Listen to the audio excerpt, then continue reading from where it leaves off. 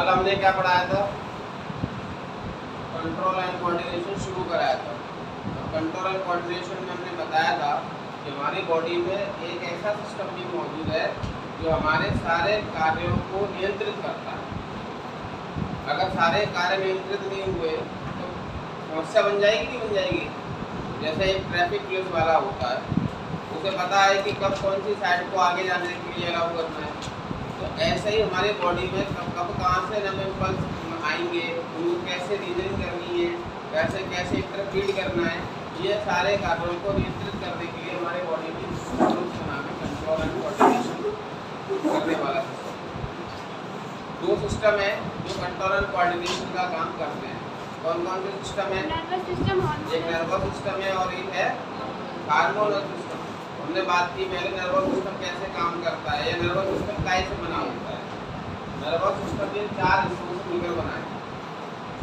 हमें कोई भी इंफॉर्मेशन आती है बाहर से, उन्हें सबसे पहले रिसीव कौन करता है? रिसेप्टर्स। रिसेप्टर्स उसे देते हैं नर्व्स को, नर्व उसे लेकर जाती है स्पाइनल कॉर्ड के पास और स्पाइनल कॉर्ड ब्रेन को दे देता है। लाइन से काम चल रहा है और ये जो ब्रेन है फिर वो इंफॉर्मेशन को एनालाइज करता है, उसके हिसाब से डिसीजन मेकिंग करता है, निर्णय करता है कि मुझे क्या करना है या बॉडी को क्या करना है। जैसे उदाहरण के लिए हमें ठंड लगी, ठंड लगने के लिए हमारी स्किन ने ठंड को महसूस किया, तो स्किन के अंदर रिसेप्टर्स हैं। स्किन ने नर्व्स को दिया उस इन्फॉर्मेशन की ठंड लग रही है, तो नर्व्स ने वो इन्फॉर्मेशन लेकर स्पाइनल कॉर्ड को दी। स्पाइनल कॉर्ड हमारी रीढ़ की हड्डी के अंदर मौजूद है, वो स्पाइनल कॉर्ड इन्फॉर्मेशन को ब्रेन को देगी। ब्रेन डिसाइड करेगा ठंड लग रही है क्या कर सकते हैं, तो वो कहेगा कि चलो पंखा बंद कर देते हैं। वो हमारे हाथों को और पैरों को आदेश देगा कि पैरों तुम जाकर स्विच के पास पहुंचो, और हाथ से कहेगा कि इसे ऑफ करो। ये सारे काम डिसीजन मेकिंग का काम ब्रेन ही करता है, लेकिन सब कंपोनेंट अपना अपना काम करते हैं। तो ये रिसेप्टर्स, नर्व, स्पाइनल कॉर्ड और ब्रेन, ये 4 भागों से मिलकर बना हुआ है। कौन? हमारा नर्वस सिस्टम। रिसेप्टर्स 4 तरह के होते हैं, 6 तरह के होते हैं जो हमारी बॉडी में देखने को मिलते हैं और जो अलग अलग कामों को पूरा करते हैं। पहला रिसेप्टर्स, उसे हम कहते हैं थर्मोरिसेप्टर्स। ये थर्मोरिसेप्टर्स महसूस करता है टेम्परेचर को। टेम्परेचर ज़्यादा होगा या कम होगा, दोनों केस में थर्मोरिसेप्टर एक्टिवेट होता है और सेंड करता है मैसेज ब्रेन के पास। एक होता है फोनोरिसेप्टर्स। ये रिसेप्टर्स साउंड के लिए काम करता है। हम जो कुछ सुनते हैं उसकी इंफॉर्मेशन ब्रेन को भेजता है और फिर एनालाइज करता है कि मुझे कैसा रिस्पॉन्स देना है। किसी ने हमसे अपशब्द कहे तो किसने सुना अपशब्दों को? ब्रेन ने तो नहीं सुना। किसने सुना? ईयर्स ने सुना, और ईयर्स ने उस इंफॉर्मेशन को ब्रेन को दिया, और ब्रेन ने क्या किया? तुरंत जाते ही अपशब्द ने अच्छा ठीक है, उसने हाथों को मैसेज कर दिया दे देना जल्दी। ये फोनोरिसेप्टर्स है। इसी तरह से एक होता है फोटोरिसेप्टर्स। फोटोरिसेप्टर्स लाइट के लिए काम करता है। हम जो कुछ देखते हैं उसे रिसीव करने का काम फोटोरिसेप्टर करता है। फोटोरिसेप्टर हमने देखा, अच्छी चीज देखी, अच्छे वाह राम और रावण का युद्ध चल रहा है, रामायण में मन किया देखने का, ब्रेन देखा बैठ जाओ। जो चीज अच्छी नहीं लगती तुरंत ब्रेन डिसाइड करता है दिस इज नॉट गुड, तुरंत वहां से चले जाओ। तो ये फोटोरिसेप्टर से ब्रेन को मैसेज देता है विजन के, लाइट के रिस्पॉन्ड करता है। एक होता है गैस्ट्रेटोरिसेप्टर्स। गैस्ट्रेटोरिसेप्टर्स टेस्ट के लिए रिस्पॉन्ड करता है। हमने कुछ भी खाया, मीठा है, खट्टा है, तीखा है, कैसा है, उसे डिसाइड कौन करता है? गैस्ट्रेटोरिसेप्टर्स करता है। और हमारे ब्रेन को इन्फॉर्मेशन भेजता है, तो खाते ही में पता चल जाता है कि ये तो बहुत मिर्च है, खाते ही पता चल जाता है कि ये तो इसमें तो बहुत मीठापन है। तो ये रिस्पॉन्ड कौन कर रहा है? गैस्ट्रेटोरिसेप्टर्स इसको रिस्पॉन्ड कर रहा है। एक होता है फिगमोरिसेप्टर्स। ये टच के लिए रिस्पॉन्ड करता है। चाहे हम दूसरी तरफ मुंह करके बैठे हुए हैं, लेकिन जैसे ही हमें अगर किसी ने टच किया तो हमें महसूस हो जाता है कि समवन टच हस। तो इसमें क्या होता है? हमारी बॉडी में कहीं कोई चीटी चल रही है तो महसूस हो जाता है तो ये भी थिग्मोरिसेप्टर्स का काम है जो टच के लिए रिस्पॉन्ड करता है। थर्मोरिसेप्टर, फोनोरिसेप्टर, फोटोरिसेप्टर, गैस्ट्रोरिसेप्टर और थिग्मोरिसेप्टर, और एक होता है ऑल्फैक्टोरिसेप्टर। ये स्मेल के लिए रिस्पॉन्ड करता है। हमें अच्छी खुशबू आ रही होगी तो महसूस हो जाता है, और अगर हमें खुशबू खराब है, गंदी है, तो हमें महसूस हो जाता है। तो ये 5 तरह के रिसेप्टर्स हैं जो 5 प्रकार के बॉडी ऑर्गन्स में, सेंस ऑर्गन्स में मिलते हैं। थर्मोरिसेप्टर्स स्किन में मिलता है, फोनोरिसेप्टर्स ईयर में मिलता है, फोटोरिसेप्टर्स आईज में मिलता है, गैस्ट्रोरिसेप्टर्स टंग में मिलता है, थिग्मोरिसेप्टर स्किन में मिलता है, और ऑल्फैक्टोरिसेप्टर्स नोज में मिलता है। ये 5 तरह के रिसेप्टर्स हैं जो इंफॉर्मेशन को सेंस करेंगे कि क्या है, इंफॉर्मेशन क्या है। ठीक है, मैंने बताया जैसे थर्मोरिसेप्टर्स टेम्परेचर के लिए रिस्पॉन्ड करता है। फोनोरिसेप्टर जो होता है ये रिस्पॉन्ड करता है साउंड के लिए। फोटोरिसेप्टर रिस्पॉन्ड करता है लाइट के लिए। गैस्ट्रोरिसेप्टर रिस्पॉन्ड करता है टेस्ट के लिए। थिग्मोरिसेप्टर रिस्पॉन्ड करता है टच के लिए, और ऑल्फैक्टोरिसेप्टर रिस्पॉन्ड करता है स्मेल के लिए। ये हमारे कंपोनेंट है नर्वस सिस्टम के। पार्ट 1 में मैं डिस्कस कर चुका हूँ, एक बार फिर से डिस्कस किया मैंने। उसके बाद हमारे नर्वस सिस्टम के पार्ट्स को आगे बढ़े तो हमें पता होना चाहिए कि ये नर्वस सिस्टम कैसे बना हुआ है। जैसे हमारी बॉडी सेल से बनी हुई है, ये रूम ईंटों से बना हुआ है, तो कुछ ना कुछ से तो बना हुआ होगा ना। तो हमारे नर्वस सिस्टम की फंक्शनल और स्ट्रक्चरल यूनिट क्या है, यानी कि हमारा नर्वस सिस्टम काय चीज से बना है, उसकी स्ट्रक्चरल और फंक्शनल यूनिट क्या है। तो हमारी नर्वस सिस्टम बना हुआ है न्यूरॉन से। न्यूरॉन जिन्हें हम कहते हैं नर्व सेल, क्या बोलते हैं, नर्व सेल। एक नर्व सेल की स्ट्रक्चर कैसी होती है, जरा उस पर भी हम थोड़ा सा डिस्कस करते हैं। नर्व सेल के अंदर सामान्यतः एक बड़ी सी सेल होती है, और इस बड़ी सी सेल को हम कहते हैं cell body. That is a typical cell, that is called cell body. इसके अंदर एक प्रोमिनेंट न्यूक्लियस मिलता है और काफी सारा डेंस साइटोप्लाज्म भी देखने को मिलेगा। ये पहला पार्ट है सेल बॉडी का। सेल बॉडी से कुछ ब्रांच आउटग्रोथ निकलती है। इन ब्रांच आउटग्रोथ को हम कहते हैं डेंड्राइट। यही डेंड्राइट क्या करते हैं, इंफॉर्मेशन को सबसे पहले रिसीव करते हैं। ये सेल बॉडी है।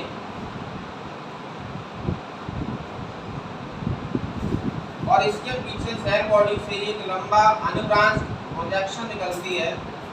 इस प्रोजेक्शन को नाम दिया जाता है एक्सॉन।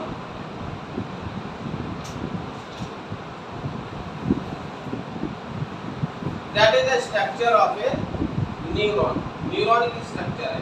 एक न्यूरॉन में 3 भाग मैंने बताया, dendrite, cell body and axon. Cell body सिर्फ एक सेल है, इसके अंदर एक न्यूक्लियस प्रेजेंट है और इसके अंदर साइटोप्लाज्म प्रेजेंट है। सेल बॉडी से कुछ प्रोजेक्शन उभार निकलते हैं, उन उभारों को हम डेंड्राइट कहते हैं। ये इंफॉर्मेशन को रिसीव करेंगे। एक्सॉन ये एक अनब्रांच प्रोजेक्शन है, ये भी एक उभार है जो सेल बॉडी से निकला है, लेकिन इसमें शाखाएं नहीं है, इनमें शाखाएं हैं, ब्रांच है। ये अनब्रांच है और इसका काम होता है कि एक न्यूरॉन से इंफॉर्मेशन को टेकअप करके दूसरे न्यूरॉन को देना। न्यूरॉन एक के पीछे एक लगे रहते हैं।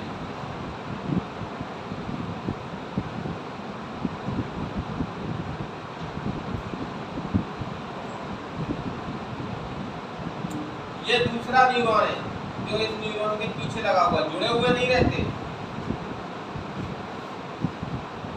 ये दूसरा न्यूरॉन है, तो इसकी इंफॉर्मेशन दूसरे के पास जाएगी, दूसरे की इंफॉर्मेशन तीसरे के पास जाएगी, तीसरे की इंफॉर्मेशन चौथे के पास जाएगी।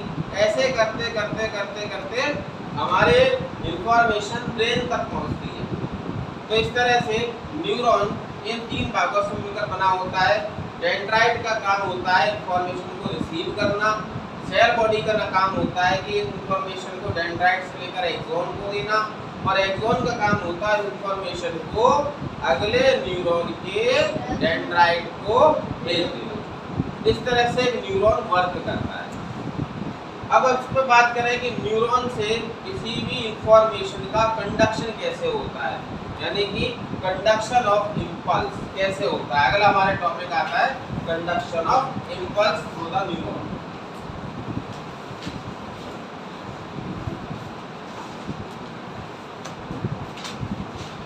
Conduction of nerve impulse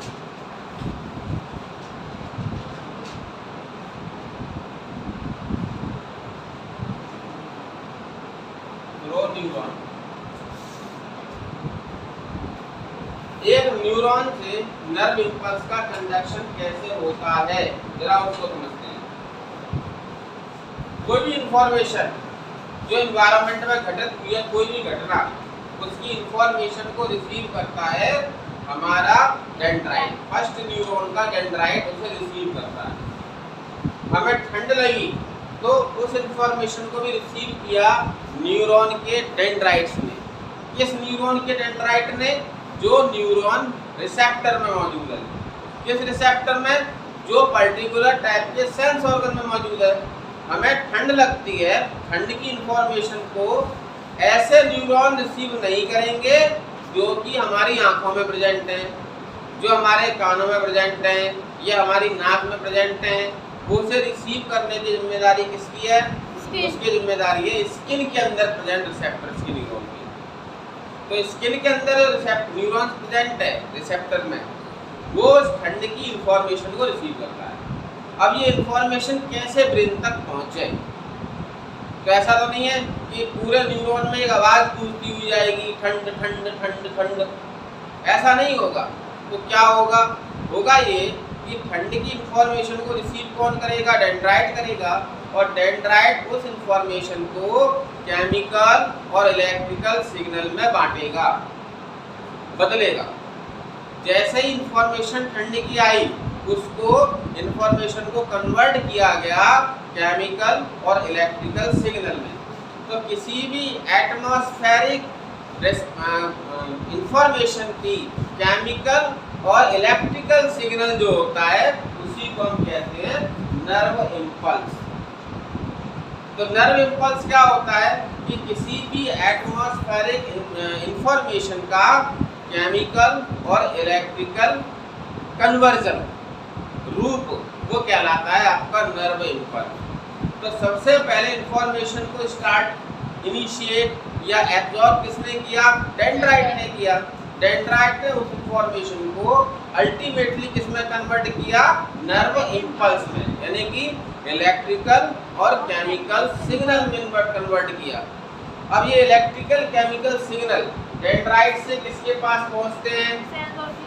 cell body के पास पहुंचते हैं। सेल बॉडी को दिए गए ये नर्व इम्पल्स अगले फिर सेल बॉडी में ट्रांसफर करता है एक्सॉन। लेकिन इस एक्सॉन से ये नर्व इम्पल्स इस न्यूरॉन में कैसे जाएं? क्योंकि इनके बीच में क्या है? गैप है, और इस गैप को नाम दिया जाता है सिनेप्स।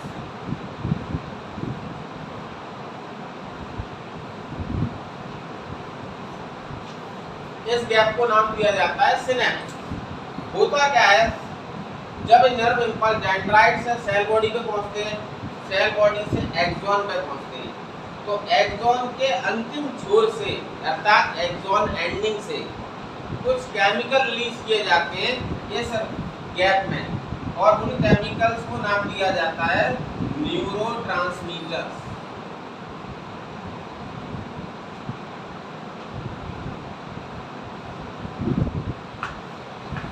न्यूरोट्रांसमीटर्स अगर डेफिनेशन की फॉर्म में पूछा जाए कि what is neurotransmitters, we can answer the chemical released from the axon ending जो एक्सॉन एंडिंग के एंड से निकल रहे हैं, एक्सॉन एंडिंग से जो केमिकल रिलीज हो रहे हैं उनको हम कहते हैं neurotransmitters.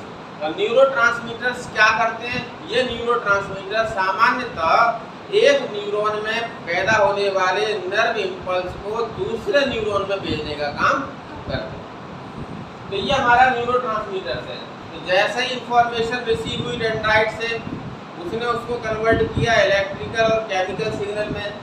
Electrical chemical signal cell body के पास आए, सेल बॉडी से एक्सॉन पे आए, एक्सॉन से एक्सॉन के पिछले सिरे पर आए, एंडिंग पर आए। एंडिंग से कुछ केमिकल रिलीज किए गए जिन्हें हम कहते हैं न्यूरोट्रांसमीटर्स। कहाँ रिलीज किए गए? इस स्पेस में रिलीज किए गए। इस स्पेस को क्या कहते हैं? सिनेप्स कहते हैं। ये स्पेस से ये केमिकल ट्रांसफर हो जाते हैं दूसरे न्यूरॉन के डेंड्राइट के पास में। फिर वही प्रोसीजर आगे बढ़ेगी, दूसरे डेंड्राइट से इम्पल्स आ जाएंगे सेल बॉडी में, सेल बॉडी से एक्सॉन में, एक्सॉन से एक्सॉन एंडिंग में, और एक्सॉन एंडिंग से फिर स्पेस में न्यूरोट्रांसमीटर रिलीज होंगे, फिर तीसरे न्यूरॉन के डेंड्राइट में जाएंगे, और इस तरह से एक nerve impulse neuron to neuron conduct होती है। ये हमारा नर्व इम्पल्स का कंडक्शन है।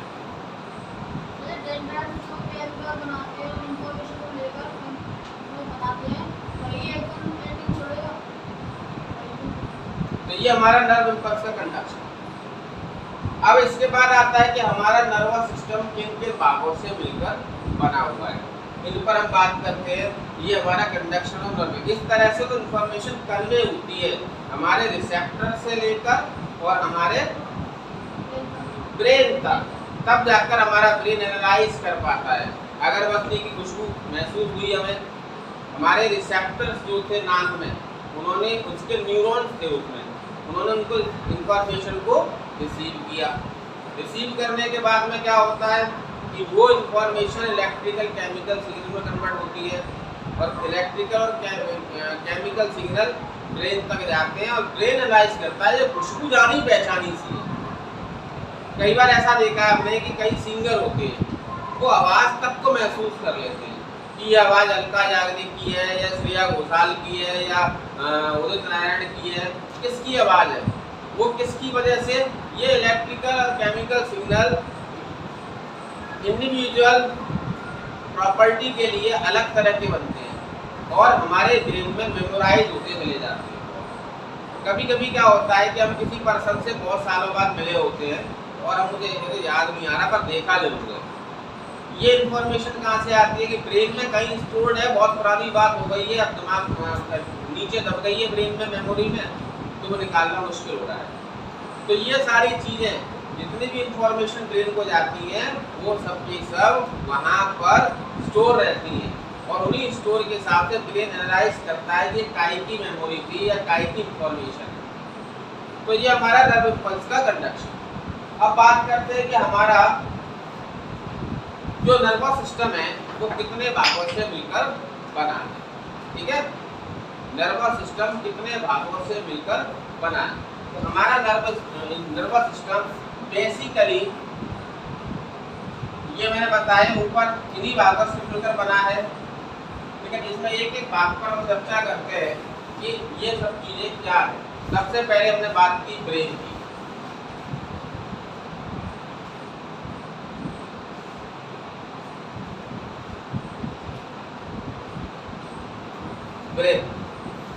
ब्रेन ये है, ब्रेन हमारी बॉडी का सबसे इम्पोर्टेंट पार्ट होता है।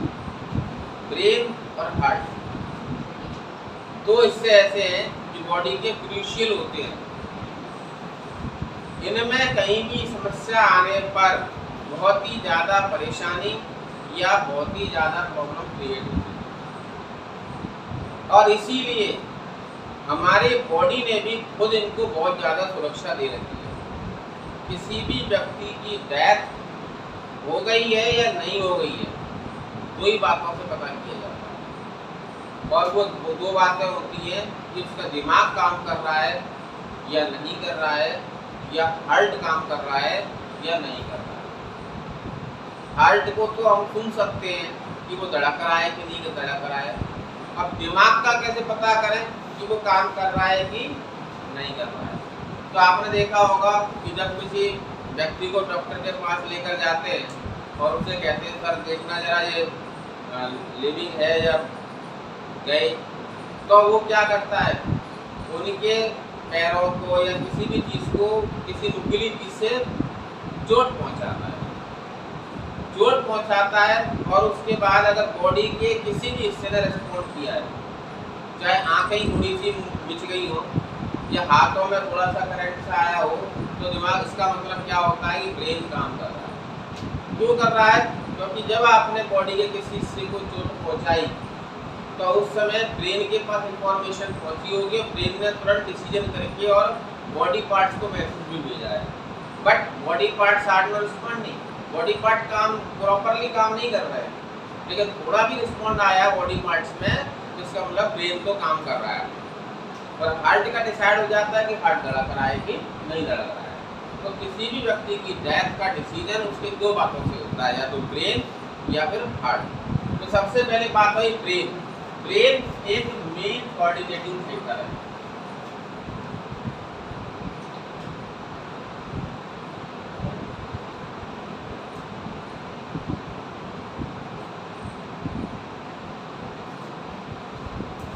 मेन कोऑर्डिनेटिंग सेंटर यानी कि सारे बॉडी पार्ट्स में कोऑर्डिनेशन को बनाए रखने के लिए जिम्मेदार कौन है?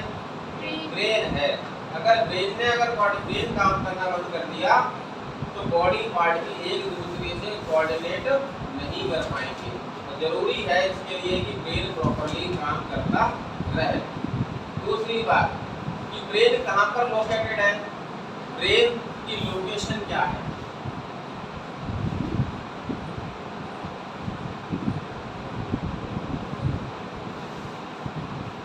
ब्रेन एक बोनी बॉक्स, बोनी मीन्स हड्डियों का, बॉक्स मतलब डिब्बा, ठीक है, उसमें प्रेजेंट है ये जिसे हम कहते हैं, that is called cranium. In bony box named cranium.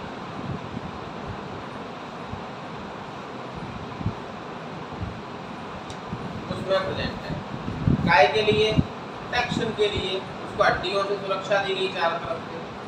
इतना ही नहीं हुआ कि ब्रेन को और ज्यादा प्रोटेक्शन की जरूरत है, तो ब्रेन के चारों ओर 3 लेयर्स पाई जाती हैं लिक्विड से भरी हुई, ताकि ब्रेन को झटका भी ना लग पाए। और उन लेयर्स को हम कहते हैं मैनिंग्स, प्रोटेक्टिव कवरिंग।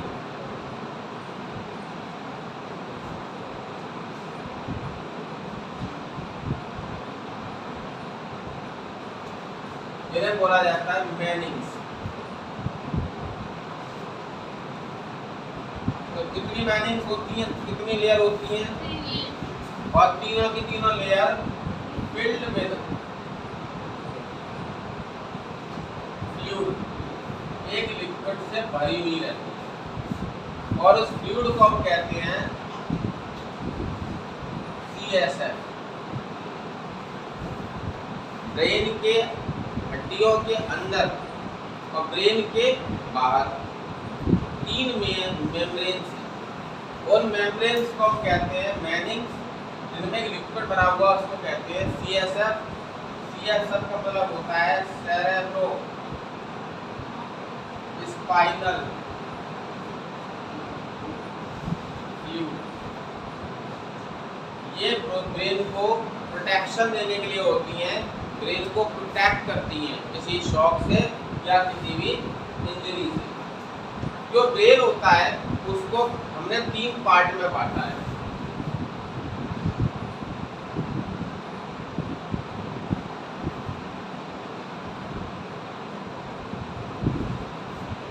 पहला पार्ट होल ब्रेन, दूसरा पार्ट मिड ब्रेन और तीसरा पार्ट होता है हाइंड ब्रेन। उनके फंक्शंस के आधार पर हमने ब्रेन को 3 पार्ट में बांटा है, फोर ब्रेन, मिड ब्रेन और हाइंड ब्रेन। सबसे बड़ा वाला भाग फोर ब्रेन है, फिर एक छोटा सा भाग होता है मिड ब्रेन, फिर लास्ट में एक पार्ट होता है हाइंड ब्रेन, और हाइंड ब्रेन से ही एक धागा निकलता है, उस धागे को हम स्पाइनल कॉर्ड कहते हैं। अब फोर ब्रेन सबसे ज्यादा मेन पार्ट है, सबसे बड़ा पार्ट भी है और सबसे ज्यादा मेन पार्ट भी है। फोर ब्रेन पहला पार्ट भी है और मेन पार्ट भी है।